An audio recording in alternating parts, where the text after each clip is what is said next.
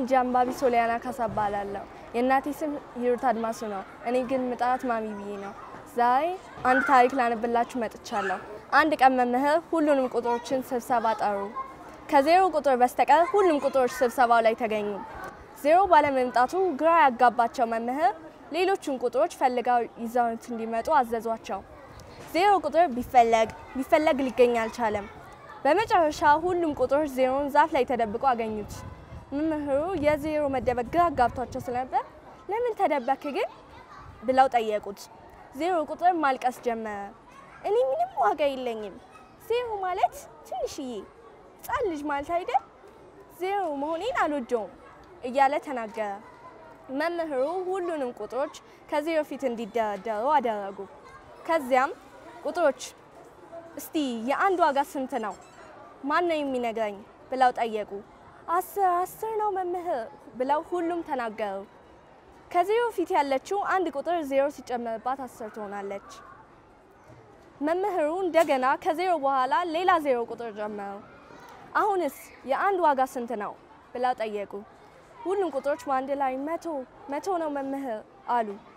ዜሮ ቁጥር ደስ አለው ሌሎች ቁጥሮች ካለሱ ዋጋ እንደሌላቸው ገባ ስለራሱ ያለው አመለካከት ትክክል እንዳልነበር አወቀ ከዚያ ጊዜ በኋላ በራሱ ደስ ተሰኘ ለሌሎች ትልቅነት የሱ መኖር አስፈላጊ እንደሆነ ስለገባ ራሱን መጠበቅ ማክበር ጀመረ ስላዳመጣችሁኝ አመሰግናለሁ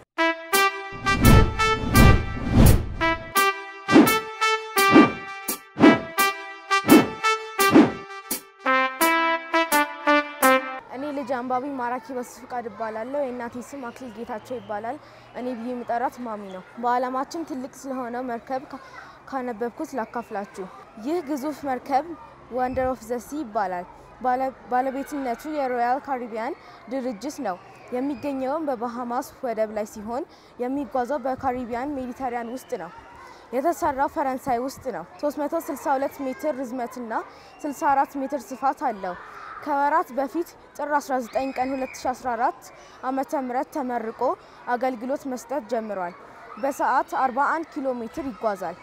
እስከ 6988 ተሳፋሪዎች እና 2300 የመርከብ ሰራተኞች ይይዛል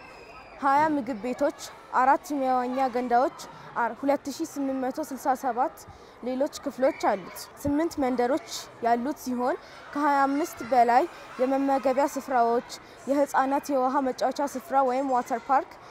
ቅርጫ ኳስ መጫወቻ ሜዳ የበረዶ መንሸራተቻ ስፍራ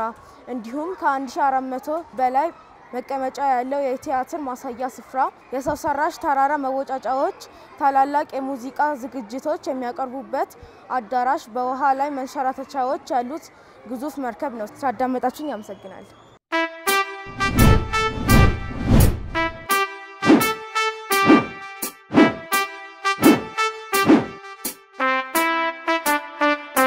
ስሜ ልጅ አንባቢ ቤቴልኝ ጊዜ ይባላልው እናቴ ስም ሃይማኖት ገረመው ይባላል እኔ ብዬ ምጠራት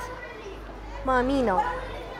ካነበብኩት ስለ ሁለት ጓደኛሞች ነግራችኋለሁ ከለታት አንድ ቀን አንድ ጉንዳን ውሃ ጠምቶት ስለነበር ወደ ወንዝ ወረደ ውሃም እየጠጣ ያለ በድንገት ሚዛኑ ስቶ ወንዝ ውስጥ ገባ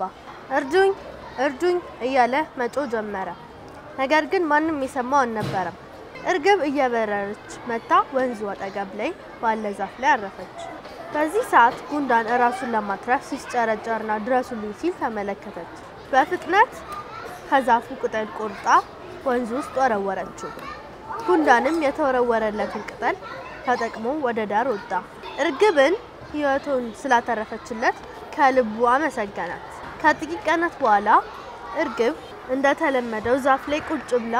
አንድ አዳኝ እርግቧን ዛፉ ላይ ሲያያት መሳሪያውን አነጣጠረባት ጉንዳን አዳኙ የሚያደርገውን ሲያይ ደነገጠ ጓደኛውም አደጋ ላይ ነች ሊያድናትም ይገባዋል ከዚያም የአዳኙን አውራጣት ልክስ አድርጎ ቁንጥጥ አደረገው አዳኙ አውራጣቱን ስለመመው በጣም ጮኸ ያነጣጠረውም እርግቧን ሳይመታ ሌላ ቦታ ወደቀ ጉንዳንም የእርግብን ውለታ በመመለሱና ጓደኛውን ካደጋ ስላስጣላት ደስ አለው አመሰግናለሁ ጉንዳን ጓደኛዬ አለችው እየበረረች መጣ ከዚያን ቀን በኋላ የጉንዳንና የርግብ ጓደኝነት የጠበቀ ሆነ። ደግ ማድረግ ለራስ ነው። ስላዳመጣችሁ ያመሰግናለሁ።